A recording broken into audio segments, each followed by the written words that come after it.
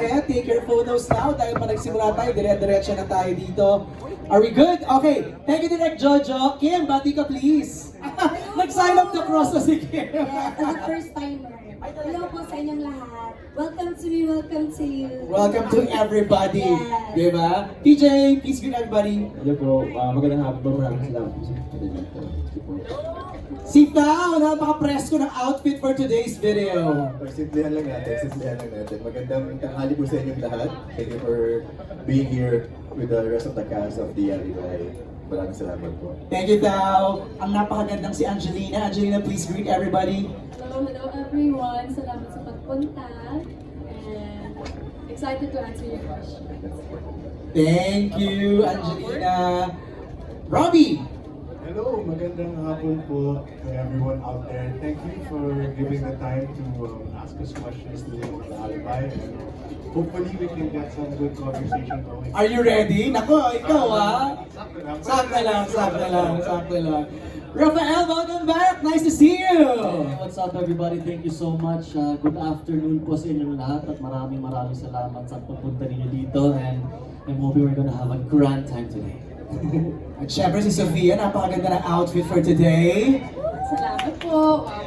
Maraming salamat po sa pagpunta niyo dito. At I'm happy to be here also. At na-miss ko yung mga cast. Na-miss ko po sila talaga. And si Boo. Oh, After yeah. watching the trailer. But I'm just really excited. Ang daming nagpa-flashback, Yeah. no? Na memories. Mamaya pagkwentuhan natin yan, Sofia. Sam! Yes, hi, good afternoon everyone. Maraming salamat sa pagpunta niyo and yes, members, yung friends from the press, thank you so much. And yeah, I hope you can help us promote our yung paglabas namin sa Free TV. Salamat. Thanks, Sam. And of course, Paolo and Kim. Pao, we start with you. Hello, magandang hapon sa inyo lahat.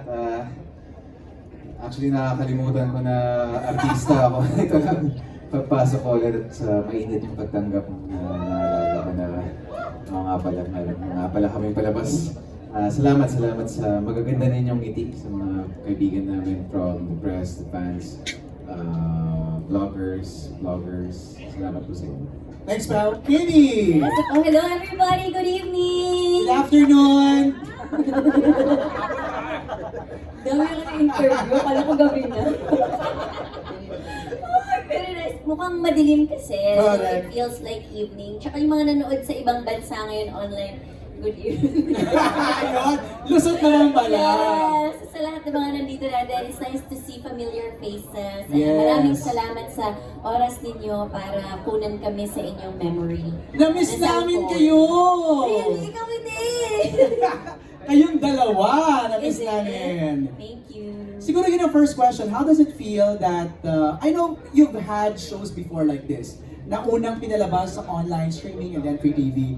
How does it feel na meron na naman kayong i-offer for our free TV audience? Wow. Para sa akin, napakarami naming shoot. So, ito na, makikita niyo yung mga ibang eksena na hindi napanood sa Prime na cut. Sa free TV niyo na mapapanood. So, excited ako makita niyo itong mga eksena na I'm sure masasagot yung mga iba niyong question tungkol sa The Alibay. Kimi, Nakakatuwa. It feels amazing to do this the second time around. What's the first? Lin lang. Lin Tapos lang. on-press ko lang kami for TV and for Prime. And then this one, The Alibay. Yun.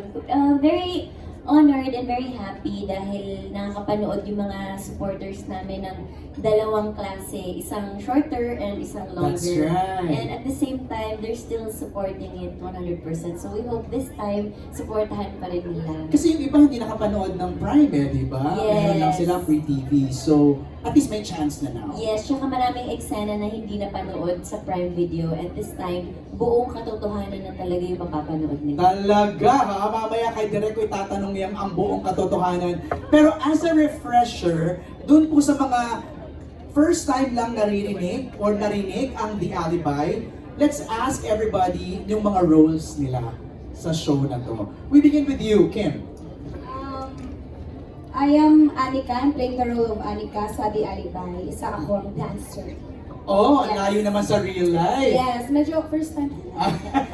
Parang real life, ano ko na lang din siya, Right. experience. Pero ayun nga, parang ingitarang starlet ako. Pakialam na Kasama trabaho si Kim. Yes, exactly. Pero hindi ko siya pero. Ah. Who are you? Parang ganun ako. Yes, pero behind the scenes, siya ang nagtuturo sa akin Yes. sumayaw. Ay, totoo? Sa totoong buhay, as gumiling-giling as Stella, siya talaga Ako po yun. yung choreographer niya, Kim. Wow, I didn't know Yes. that. Siya ang totoong Kim. Was it hard learning that choreography? Because we saw teasers of it. Medyo mahirap. Oo naman, mahirap siya. Lalo na pag may suot ka ng medyo daring talaga na super. Pero kumakapit na lang ako kay other Kim. Oo. Nung unang sinabi sa'yo yung sasayaw ka ng ganun, did you immediately say yes? Or sabi mo kay Direk, baka naman pwedeng habaan naman ng konti itong ano dito para hindi naman daring masyado. Direct yung kumuha no. Okay. Nagustuhan naman niya. Na-proud naman si Direk. So, ang gusto ko lang naman ay para sa singing, sa ikagaganda ng palabas. Nung scene na yun, di ba? Yes. Thanks, Kim. PJ, what's your role? Stand over po ni Kim. Ay! Ako talaga sumasayaw pag ano. Ganon! Ako po si Charlie. Okay. Close friend ni Stella, ni Kim. Tsaka ka-work ko silang dalawa din. Para ako yung mama sa nila. Oh! How was it working with Kim? Wala, puro kami chika. Puro chika. Puro kami kain. Wala na, ganoon na lang ang Ganun na lang. nangyari. Pero I'm sure it's so super light kay eksena si Kim. Minsan nakakalimutan namin, nga pala nag-eksena na. Sabi kami napapagalitan. Ayun lang, yun, nadadala na kayo masyado ng friendship. Thanks, PJ. Angelina, what's your role here? Ako si Catherine, ang overprotective and intense kapatid ni Ate Kim, Stella. How's it working with Kim? Para siyang ate sa totoong buhay. Yeah. May tense moment ba? Parang, paano ko ba ito gagawin? Si Kim ang ka-eksena ko, may mga gano'n. Definitely, pero she was very generous. She helped me a lot sa mga heavy scenes. That's good. I'm very grateful. That's nice. Robbie, ikaw, what's your role here? I play Edward Cabrera, the younger brother of Vincent and Matthew Cabrera. Okay. So, ako yung bunsong anak. And I feel like my story is one from innocence to bali tinatanggap na lang niya yung buong mundo ng pamilya niya, whether he likes it or not. Oh, that's tough. Oo, pero galing sumagot ha. Di ba? Sabi ko, galing mo rin sumagot. So you work closely with Sam and Paolo? No. Rafael. More of Rafael and here, Paolo. and Angelina. Tapos, paminsan-minsan nagkakaroon kami ng ibang eksena nila. Okay. Ate Kim. How's it working with Pao? It's really fun, and Kuya Pao got to give me a lot of wisdom, good tips. I was grateful na kasama ko si Kuya Pao sa first unang eksena ko talaga dahil he got to support me. I was really nervous, pero buti na lang binabayan ako ni Kuya Pao, which I really appreciate. Ano does it feel, Pao? Guiding. Nakakatanda daw yung wisdom. O go, Pao. How does it feel na ito paano, nagka-guide ka, nagme-mentor ka ng young actor? I've been in their shoes when I was starting also in my career. Yung isang wish ko lagi, sana may mag-guide or magka-patient sa akin yung mga ka-eksena ko. And in all fairness naman sa mga veteran actors na nakatrabaho ko meron, pero yung iba wala. So sinabi ko sa sarili ko kapag may ka-eksena ako na actors, especially new ones. Right. I'll always have the patience and always, give them time to para hindi sila kabata. Thanks, Kuya Pao. Nag-thank you na si Robbie. Raph, your role here. Ako po dito si Matthew Cabrera, Okay. ang ever so loving and supportive and non-envious brother ni Paolo Avellino. Parang Si perfect na Vincent masyado, Cabrera. no? Perfect na pagkaka-describe ng role niya. Syempre mahal ko yung character ko so i-love ko siya, diba? So the brother of Vincent Cabrera, ang character ni Paolo Avellino dito. Right. And very, very supportive brother. You're not necessarily new. I mean, you've been in the business for quite a long time. I'm pretty new. No, Yeah. Sira. So how's it working with Pao? I've worked with him before actually when he started out dito sa ABS-CBN and it was Ikaw ba yung describe niya na nag-guide sa kanya? I think so. And then, first soap or guesting mo yata sa 100 Days to Heaven. And already there doon sa eksena na kasama ko siya, nasa boardroom meeting kami. you know, Paolo Avellino comes there with his star quality. Lahat sa set talaga parang, wow, so this is the new guy. So of course, ako up until now, I still have the respect and the starstruck quality kay Paolo. So it's an honor and a pleasure to be working with Paolo. Ang konting reaction pa na ano. Tribute pala, happy birthday! Happy birthday! Nakakaiyak.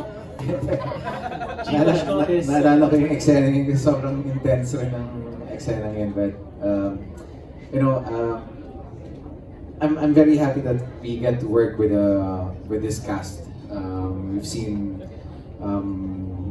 their performances on The Alibi Prime Cut, and parang siguro isa sa mga tumatatak or isa sa tumatak sa akin yung performance ni Matthew Cabrera, Mighty Matthew. So, ayun, makes me realize I still have a lot to learn. Wow, grabe ang humble naman ni Pao. Super naman talaga ito si Paolo. Super talaga happy birthday, Paolo Avellino. Tao, ikaw naman, what's your role here? I play the role of George Cabrera. Baka dito Cabrera ako eh. sa Kaya Prime kasi, napatingin sila sa'yo. Kaya pala nag-react, kaya pala hindi nyo alam. You have to watch it dito. Okay. Kasi baka Cabrera ako dito. I don't know. Hindi natin alam sa editing ng dito. But, pero sa doon sa unang Nagka-moment of pinalabas. silence. Ay, no, parang tinginan lahat eh. But I am Paolo's confident here. Isa ako sa tumulong sa dalawa kay Pao at kay Kim na ma-solve kung ano yung nangyaring, you know, for The Alibi, yung mismong The Alibi. So yeah, And how's it working with Kim and Pao? it's really nice. Gusto ko man sabihin na bago lang ako ngayon sa industriya, but I've worked with so many with most of the love teams here in ABS-CBN, and I must say it's the first time that I worked with Kim Pao, and iba yung magic nila sa set.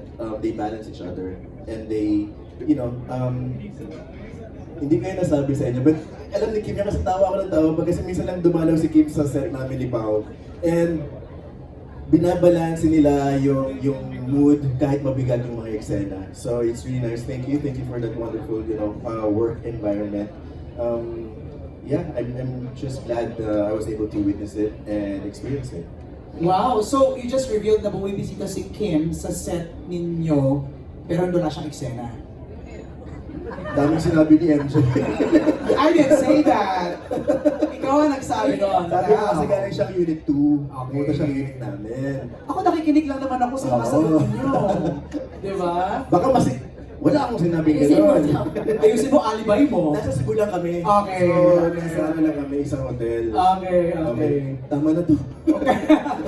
Sophia, ikaw naman. What's your role here? I'm playing the role of Claudia Cabrera. Asawa ni Vincent. I'm a mom. I have a daughter. And I super love Stella's character here. Super love na love with siya. Wala kaming conflict. Yeah, but I'm just very happy to be part of this project. Kasi growing up, napapanood ko sila on screen. Grabe yung growing up! Hindi Sophia, totoo. dahan-dahan ng konti. Hindi. They're such like inspirations to me. Like, the way they work, the way they process things, the way they study their characters. Sobrang dedicated sila. And I started to realize na hindi basta-basta yung project na to. Nandito yung mga big stars, you know, so it's not really that easy. But nandyan sila to help me, and of course the directors. No, the good thing that yung sinabi mo, habang nagkasalita ka, Sophia, na-realize ko, direct yung age nila hindi nagkakalayo eh. Nilang lahat, no? Your cast, and they're pretty parang for me, Sam, Yeah, that's Send mo na lang. Tama. Send mo na lang, Sam. With Angelina and Robbie, we're about the same age. No, huwag yung isama tong side Roughly. no? Mga bagets dito kami.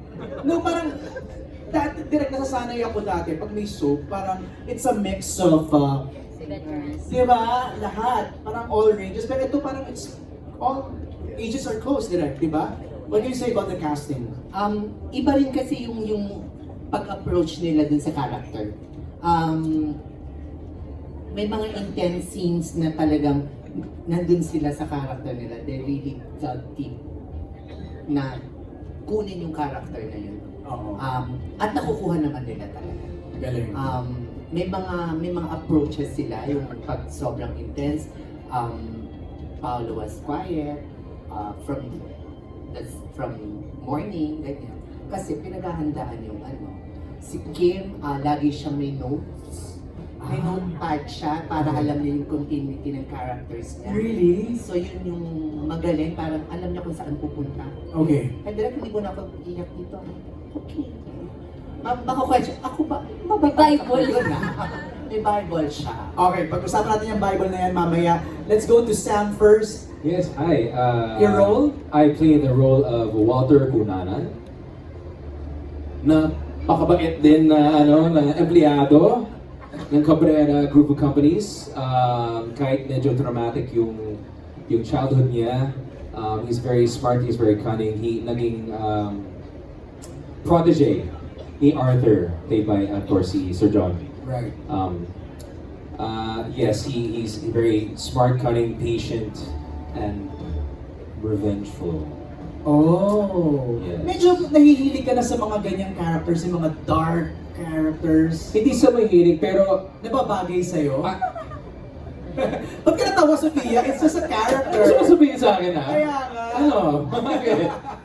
No, I mean, si Derek Ruel, he also said na parang yung mga gray or contributed characters, mas nagsishine ka. Right. And this is a great character. There's a reason why, yung lahat ng ginawa niya, there's a reason why, of course. Right.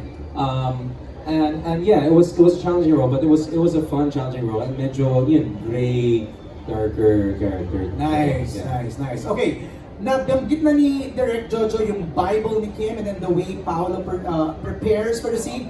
Your roles sa series na to, and talk about yung sinabi ni Direct Jojo how you prepare. Paolo, we begin with you. You play the role of? I played the role of Vincent Cabrera, nakakatandang kapatid ni Edward Cabrera at mas batang kapatid ni Mighty Matthew Cabrera. So middle child? Yeah, middle child. Ako ang namamahala ng press company namin. So journalist ako dito, pero nasampot ako sa mga maraming bagay at maraming sekreto. At yun, doon ko hinahanap yung katotohanan ako. And the way you prepare for the scene, nabanggit ni Direct Jojo na parang pag may intense scene ng araw na yan, direct, no? Parang tahimik si Paolo. Hindi naman, just setting the right mood. Energy, no? Mood and energy for the scenes. And actually, kaya ako tahimik kasi pinapaikot-ikot ko yung lights sa isip ko kung paano ko, para nakakaya rin kasi sa veteran actors kung nagka-cut or na puputol na yung nagkakamali. As much as possible ba, you want to achieve a take one? Yes, pero syempre nowadays, it's like they take several angles. That's right. Direct, take one ba halos lahat ng mga actors? Usually pag heavy scenes, more or less, unahin namin yung close-up. Para doon makuha ng first take. That's right. Good. Kung i-guide mo for a second take. Pero ganun si Kim sa kasi Pao, they achieve it as much as possible. As much as possible, lahat ng mga actors na anuhan ko, Nice. nabibigay nila ng first take. Nice. Kim, your role here. Ay, ako dito si Stella Morales, aka Alegria sa Gabi. So, isa ako... Sino napili ng name na Alegria? I think sila, mga writers na. Mga writers. Okay. It means joy. Yes. Ah. Give joy at night. Ang tawag. Nag-give joy ka naman talaga. Yes, Oo. Alegria. Isa siyang star dancer sa isang bar. And meron din siyang mga problema na dinadala, but at the same time, siya ang alibay ni Vincent sa lahat ng mga pinagdadaanan nila sa kumpanya. Talk to us about the notepad. You have a notepad. Notebook. Notebook, okay. Notebook siya. Lagi ko siyang every project meron talaga akong notebook for my emotional continuity. Kasi Okay. minsan hindi ko nakokontrol yung emotions ko. Parang it's all the same. So para lagyan ko ng level 1 cry, level 4 happy, level 3 sadness, gano'n Ay. na. Level 10 explosive na yun. So super cry na with Machi sigaw na. Nakita mo na yun, Pao? Yung notebook niya? What can you say sa ganong style ni Kim? just to make sure na hindi niya nakakalimutan yung continuity niya? Ako, I think more local actors should practice it. Kanino ba natutunan yun? Wala, ako lang, sinusulat ko lang. Kasi nahiya na ako sa mga eksena ko pag ulit-ulit. So, ikaw as actor yourself, dapat alam mo din kung paano mo, saan mo ibibigay yung dapat. Para hindi ka lang nakadepende sa director or sa ibang artista. Dapat aware ka rin sa sarili mong performance. Eh. Actually, siya at saka si Jody Santa Maria nakitaan ko ng parang Talaga. And it's good, direct, from the director's point of May view. guidance kasi. Oo. Pero minsan nagugulat ka ba na parang, ay, alam ni Kim yung ano? Oh,